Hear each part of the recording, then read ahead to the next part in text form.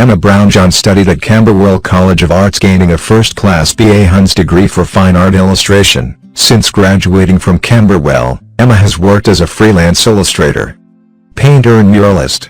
Commissions include Harrods, Nectar, Boots, Coke, Veet, Penguin, and Absolut Vodka.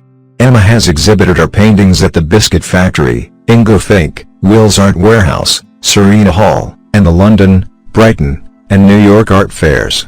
Her paintings have recently been featured in a Blackberry advert and also been made into a series of 9 greetings cards soon to be sold in most major retailers.